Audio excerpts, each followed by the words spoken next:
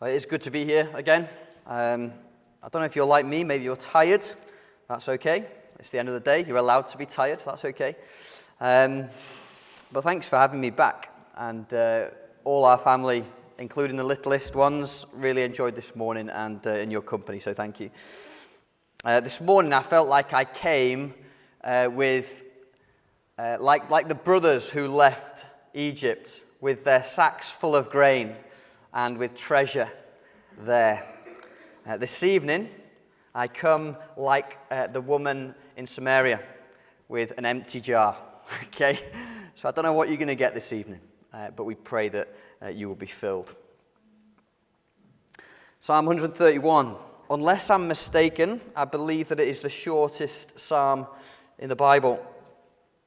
I have stolen somewhat the title from Spurgeon. I don't think he used this title, but the sentiment came from him. He says, it's one of the shortest psalms to read, but one of the longest lessons to learn. It speaks of a young child, but it contains the experience of a man. Happy is the man or woman who can without falsehood use these words as their own. For he wears about him the likeness of Jesus, who said, I am meek and lowly in heart. So I read that and I thought, well, that is the essence of the psalm, isn't it? So the title, the smallest lesson that takes a lifetime to learn. You don't need to be a scholar in Christian wisdom to get the essence of what the psalm is about. It's about contentment. It's about the antithesis of pride or humility. It's about satisfaction and peace and finding those things not in yourself, but outside of yourself. I wonder, is there anybody here this evening who needs some assistance? I'm just going to guess there might be one or two. There might only be a couple of you. But is there anybody who needs some assistance with humility? Or with finding contentment? I certainly need it. Paul says in Galatians 6, verse 3, if anybody thinks let me get it right. If anybody thinks of himself, thinks he is something. If any man thinks that he is something, when he is nothing, he's deceived himself. That's me. That is me. There are certain texts, you read them in the Bible and you think, that one is just describing me. Here's another one from our friend Paul. If any of you thinks that he stands, take heed, lest you fall. And again, we can say that so often that is me. So this evening is an opportunity that God has given us, even though we're tired, even though we've already done worship this morning, and it's the end of the day. Today is an opportunity that God has given us collectively here in this building this evening, an opportunity to be schooled in these two areas, humility and contentment. And he loves you, and he loves me, and that's why he's allowing us this time to consider these traits. I'd love to be able to get to the point that Paul gets to in Philippians 4, when he says, I've learned in whatever situation I am, I'm content. I'm going to come back to that. In fact, no, let's do it now. That is staggering, that in any situation he's learned contentment. And we can look at Paul and think, yeah, but he's like an anomaly. He's a one-off. And he was pretty special. And God did give him a task which he's not really given anybody else to the same degree. But then we come to Psalm 131 and we find another man who says something very similar. And it gives us hope because not only does Paul say he's learnt contentment, but in Psalm 131 we've got David, who David says, I've nailed it too. Maybe without the arrogance, because otherwise that would be kind of contradictory. But you see the point. Paul has learned this lesson. David has learned this lesson. And that gives us hope that we too can learn this lesson. It's not impossible. Like we learned this morning, our sanctification is guaranteed. And this sort of attitude is possible. It can be worked in the heart of God's people. So there is hope. So with these themes in mind, let's learn from David how to grow in contentment and humility. Let's look at verse 1. There's only 3 verses, so there's your 3 points. But firstly, verse 1, let's look at David's purity. I've got the ESV, it's slightly different to the NIV, but the point is the same. David's purity. O Lord, my heart is not lifted up. My eyes are not raised too high. I do not occupy myself with things too great or too marvelous for me. Where does David start? This is an assessment of himself. That's why Spurgeon said, great is any man who can claim this psalm, the words of this psalm. He interrogates his heart, and that's where he starts. And he says, my heart is not lifted up. Why does he start with the heart? Well, Proverbs 4 will tell us that the heart is the wellspring of life. That's why we're to guard it with all vigilance. Because all of life comes from whatever the condition of the heart is. So if the heart is sick, all of life will be sick. Pretty amazing, isn't it? What is the heart? Well, the heart, if we're going to try and define it, it's not easy to define. But the heart is the essence of who you are. It's what you think and what you feel. It's your ambitions, your desires, your affections. It's the seat of your conscience and the source of your courage. From the heart, we make most of the decisions in our lives. Because these are the outcomes that the heart desires. So the heart is the thing that makes the choice, because the heart is the thing that's after what the choice can offer. Most of the time, to put it another way, most of the time it is your heart that makes your choices in life, not your head.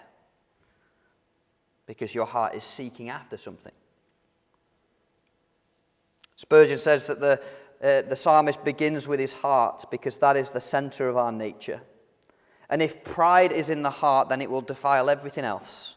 Just like if there is mud in the spring, then every stream that comes from the spring will be muddy.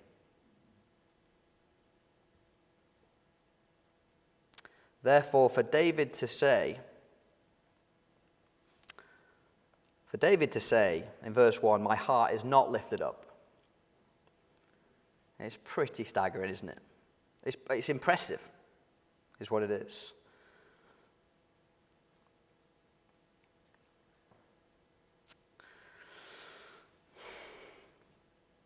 Let's just consider for a minute who David was. Who was he? He was the king of God's people. The king of God's people.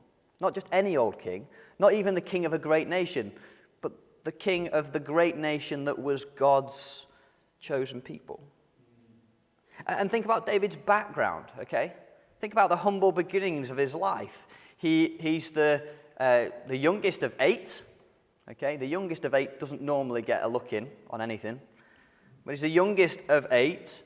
He's a shepherd boy, which is a pretty menial task. And then he's chosen to be king over God's special nation.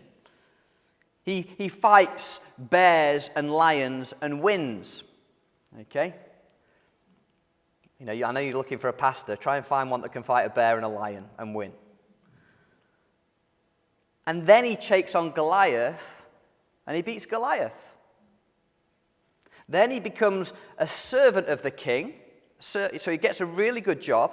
great career. Then he becomes king.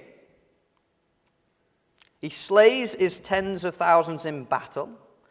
He grows the empire of Israel. The borders of Israel expand under his leadership. And we know that he's massively wealthy. He's successful. He's praised by his allies. And he's feared by his enemies. Now, if there's anybody who might be proud and sort of on face value, rightly so, it's David. We've never met anyone like him. Okay? I don't know, maybe you're friends with someone like Elon Musk. Maybe you could put him in the same kind of category. But we don't know people like this. And yet, this is the man who says, my heart is not lifted up. A miracle has gone on here. He moves on from his heart.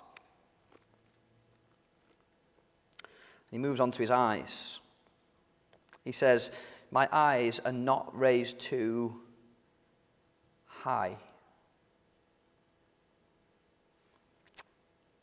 See, what the heart desires, the eyes will search for. And David says, well, my eyes are leveled in just the right place. They're not so high that they're looking down on other people because I'm better than them. They're not raised up to this sort of level where he can look over the top of other people as though he can see and perceive things better than them. No, his eyes are at just the right level. So many of us, we begin the Christian life in a relatively good state. Because when you become a Christian, like we heard from the guys who confess their faith and their membership this morning, you're confessing, I'm no one, I'm nothing, I'm a great sinner,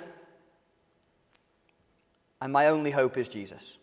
So you start your Christian life in the best possible way, right in the dirt. But over time, what happens to all of us is we begin to work our way up from the dirt. And we begin perhaps to think that we are better than others. This problem of pride, it affects all of us.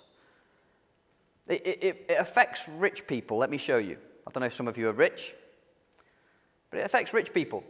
Because rich people look at areas of society which are less well off than themselves, and they feel superior because they're not in that position.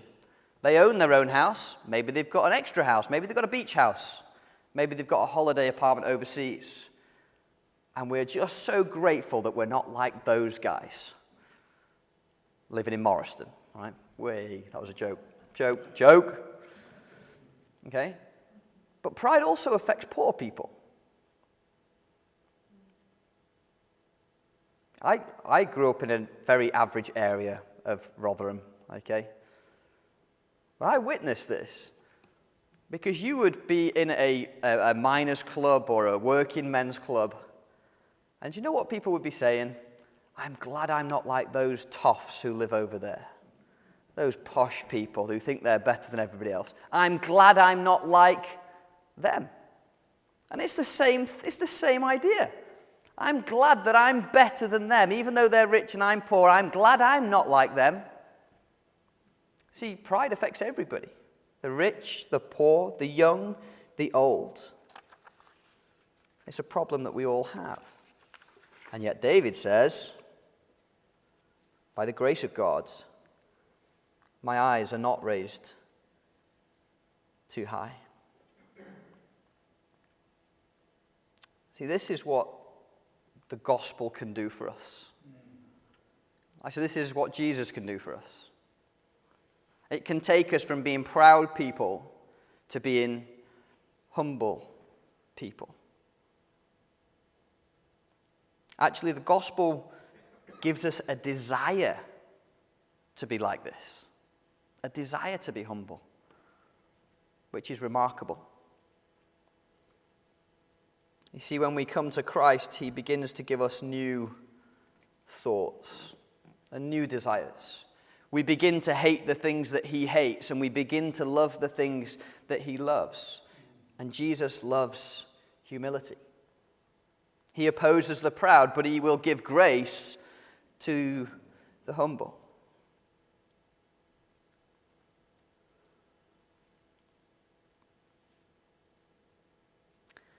You know, Jesus' eyes were never lifted too high, were they? If David had great reason to be proud, and thankfully he'd got to the point in his life where he wasn't, Jesus, even more so, is such a wonderful example. I'm going to get there in a bit, and I'm going to quote Philippians, and you know, some of you, that I'm going to go there. But let me just say at the outset that Jesus is our model. Jesus is the one who could be supremely proud, and yet who is supremely humble. And we see this in his ministry. So when Jesus comes across the woman who's caught in adultery, everybody else is looking down on her, and yet Jesus' eyes are pitched just beautifully. And he bends down and he writes in the sand, and he says to her, "Daughter, who is there to condemn you? Who's left?" You see, when our eyes are not too high, and when our heart is not too proud, then we are able to engage with other people. So you want to do a wonderful work for the Lord? You want to be a church that actually gets alongside other people? Well, it starts with humility. It doesn't start with activities. It doesn't start with events. It doesn't start with evangelistic schedules and ideas. It starts with humility. You cultivate humility in your life. You follow hard after Jesus. You ask him to do it. And what will happen is that you will begin to reach people. Because your life will not become about you. It will become about the service of your King. Practically speaking, how can we cultivate this? I listened to a sermon probably a few years ago now, by a guy called Curtis Woods. He's an American preacher. And he said, if you want to cultivate humility, he says, every day, wake up, look in the mirror, and remember that you are just decorated dust. All right? Wake up, look in the mirror, and remember you are just good-looking dust. Genesis 2, God makes us from dust. Genesis 3, we're all returning to dust.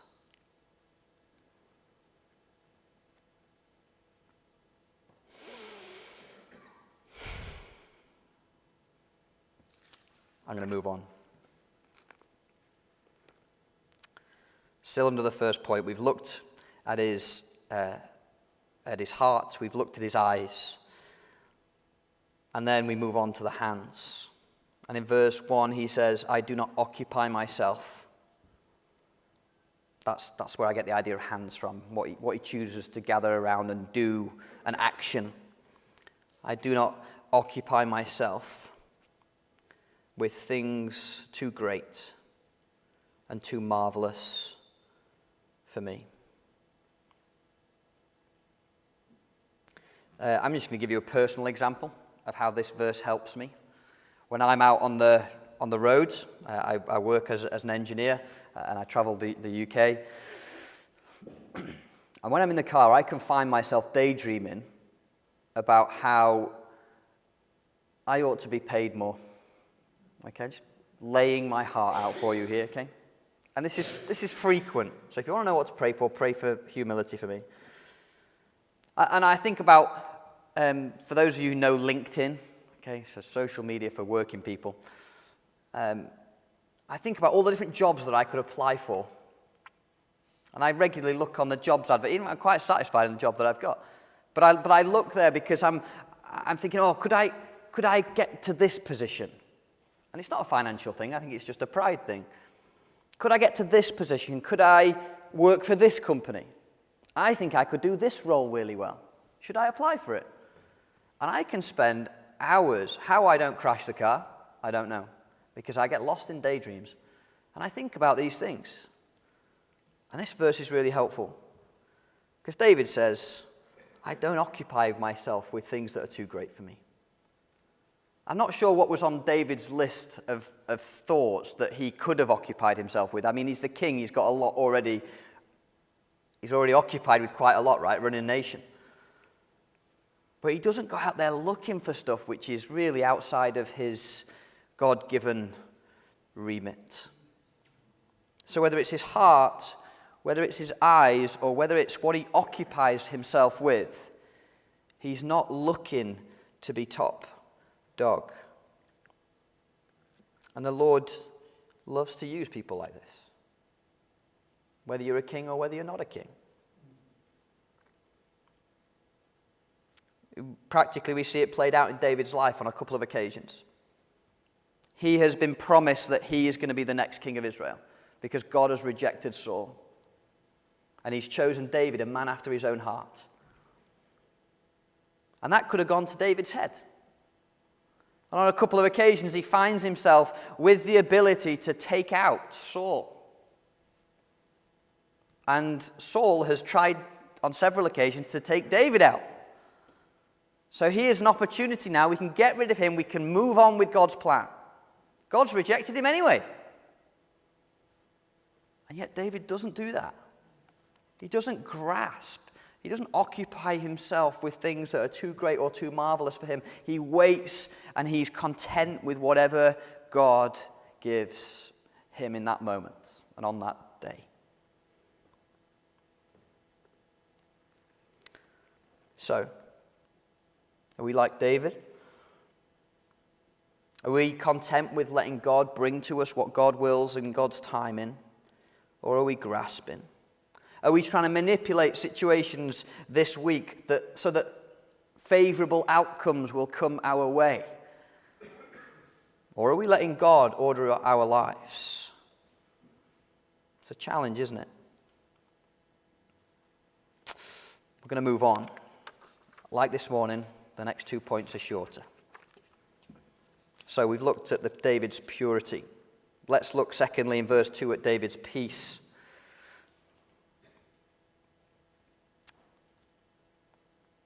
But, he says, I have calmed and quieted my soul, like a weaned child is with its mother, like a weaned child is my soul within me.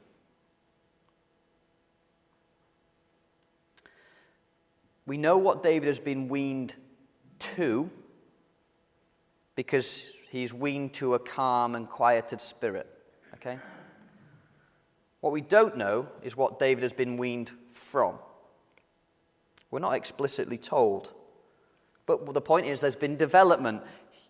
He's gone from something to being calm and quieted. Maybe it's financial stability. David used to get his sense of comfort and security every day knowing that he had X amount of money in the bank. Maybe his pleasure and his satisfaction came from all the things that he could buy and all the things that he owned. Maybe it was his health. As far as I'm aware, only at the end of David's life, I think, was he sick. I could be wrong. Correct me if I'm wrong. Maybe it was his relationships. He had a number of really good relationships. Many strong men that fought alongside him. And no doubt David felt secure with those people on his side. Mighty men of valor. Maybe David felt, appreciated because of all his mighty achievements. Maybe all those things are what gave him peace. But he's moved on from finding his peace in those things. And now he's finding his peace somewhere else. Before a child is weaned, they are dependent upon their mother. Okay? You all know this. Don't worry, it's not a biology lesson. Okay? But a baby is dependent upon its mother. And as I pondered this and was trying to think, okay, what is the Lord saying about this, about David being like a weaned child? What is he really getting at? I wrote my sermon and then I deleted half of it and thought, no, I've missed it. This is the point. The point is, David used to find his comfort in the things that God gives. Which is not wrong, because sometimes God gives us stuff to comfort us, okay? But David used to find his comfort in being fed the things of God, in the same way that a baby is fed the things of its mum.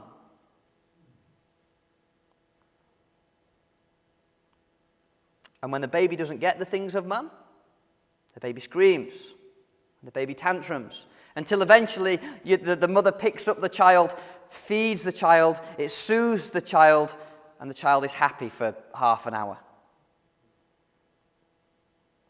Now, please don't shoot me if you disagree with me. But I think what the baby wants in that moment is not the mother. And all you ladies are going, whoa, we'll fight you afterwards, okay? I don't think what the baby wants is its mother. Because I've had 5 kids, and when we swap mother out the way and we give them a dummy, it has the same effect.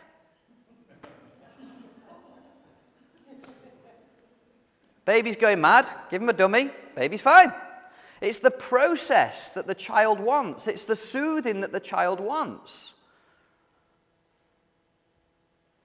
Contrast that with a child who's been weaned. And that child will sit on my lap or his mother's lap for hours at a time, even though they're not being fed. Why? What's happened? The child has gone from wanting the things of the mother to wanting the mother. And I think that's what's happening in Psalm 131. David used to get his satisfaction from all the gifts of God, but now David is satisfied with God. That's what it means to be weaned. That's what it means to be a mature Christian. So you want to be like a weaned child? Don't find your comfort in these things that God can give you. Find it in Him. Now, if you think I'm way off, let me know. I'll give you a dummy as a present. All right?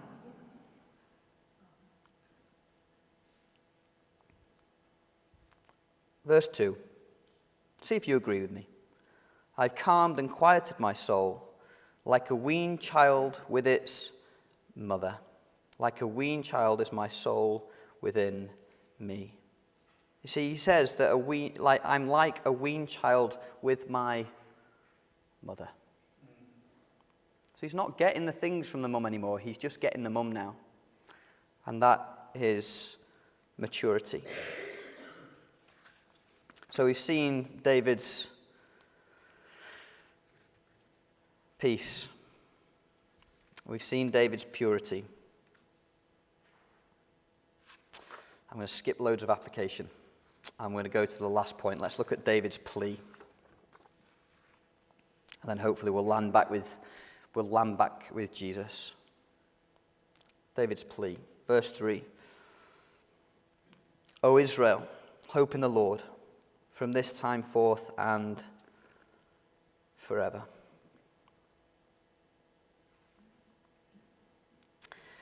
When you get to the point where you have a right assessment of yourself, humility is birthed and is thriving. When we find our contentment not in the things that God gives, but in God Himself, then we're in a really great place to preach to other people. And that's what David does. And he says, he points them to the source of his humility and to the source of his contentment. And he says to Israel, he says to the church, this is what I've done. Now I want you to hope in the Lord. You see, the purpose of, this is not the purpose of children. Don't let my wife hear me say that. But the purpose of being weaned is so that you can become useful. Where do I get that from? Well, this is what happened to Samuel. In Samuel 1, it says that when that's Hannah, Samuel's mum, when she had weaned Samuel, she brought him to the house of the Lord at Shiloh, and the child was young. See, the point is, he's not useful in the Lord's service. You see where I'm going now, hopefully. He's not useful until he's weaned. A proud person God opposes. He's not going to use them. But a humble person, now you're ready to serve God's people. Just like Samuel once he was weaned. You see, unless you've got humility, you're not going to point people to Jesus. What will happen is you will just be trying to point them to be more like you. But once you've gained humility, then we will likely point people to the source of our humility, which is Jesus.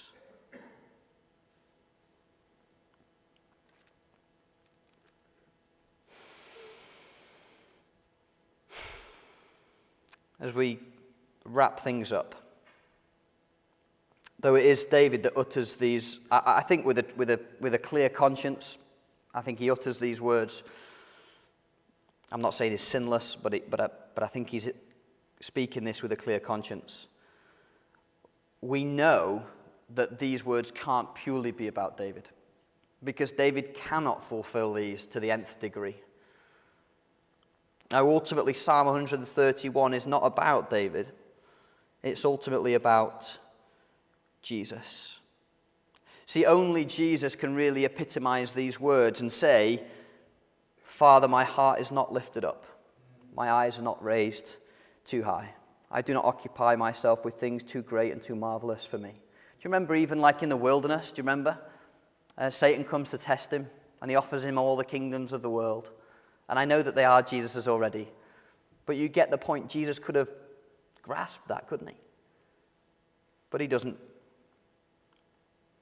Jesus was born in a barn. He lives in obscurity. He has no home, nowhere to lay the Son of Man his head.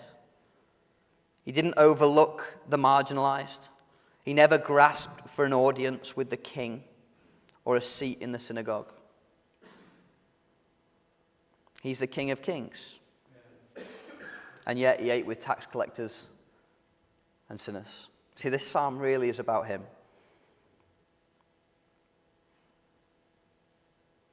Only Jesus could say, I have calmed and quieted my soul. A man filled with meekness and lowliness of heart.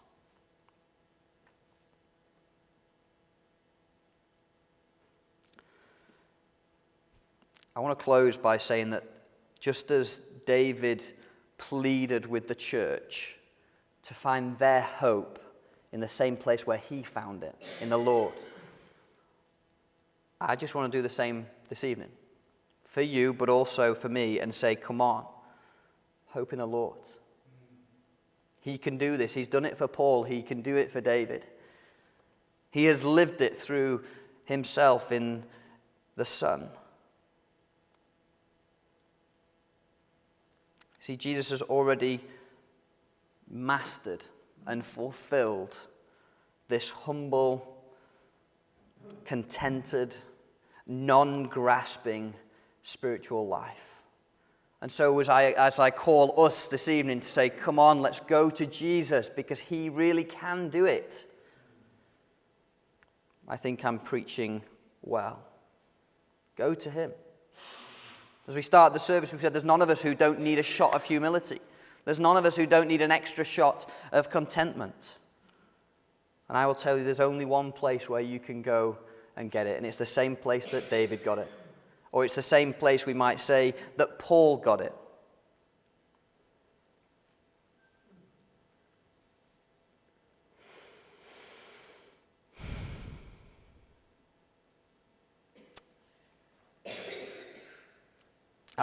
After Paul was talking about it, I'm going to close now.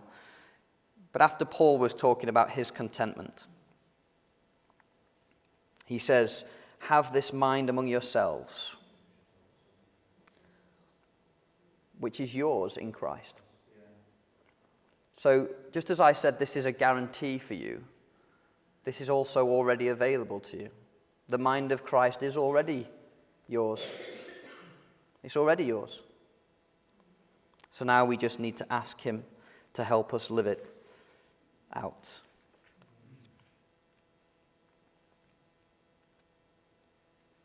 Hope in him, because he can and he will change you. I'd like to close with a quote from Spurgeon, because I started with him, so we may as well finish with him. But this is how Spurgeon finishes talking about the mature Christian. The mature Christian has given up the things which are seen, and therefore he values the treasures which are not seen, except by the eyes of hope. There is room for the largest hope when self is gone. There's ground for eternal hope when transient things no longer hold the mastery over our spirits. When we cease to hanker after the world, then we begin to hope in the Lord. O Lord, as a parent weans a child, please wean me. And then I will fix all my hope on you alone.